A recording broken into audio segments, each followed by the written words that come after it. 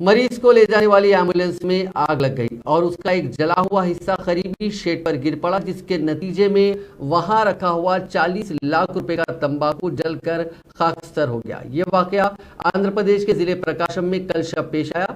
तफसीलात के मुताबिक एम्बुलेंस 108 राजा साहब पेट गांव से एक मरीज को डायलिसिस के लिए अस्पताल ले जा रही थी। कुछ फासला तय करने के बाद ड्राइवर तिरुपति राव ने कैबिन में धुआं महसूस किया, जिसके बाद उसने फौरी तौर पर एम्बुलेंस को रोक दिया और अपने साथी मधुसूदन रेड्डी को चौकस किया, जिसने मरीज और उसकी मां को एम्बुलेंस से नीचे उतरने में मदद की। इसके साथ ही आग शॉर्ट सर्किट के नतीजे में लग गई और देखते ही देखते उस आग ने पूरी गाड़ी को अपनी लपेट में ले लिया। उसमें रखा ऑक्सीजन सिलेंडर भी फट पड़ा और उसके असर से गाड़ी का जला हुआ हिस्सा करीबी शेड में गिर पड़ा, जहां पर किसानों ने तंबाकू रखा था।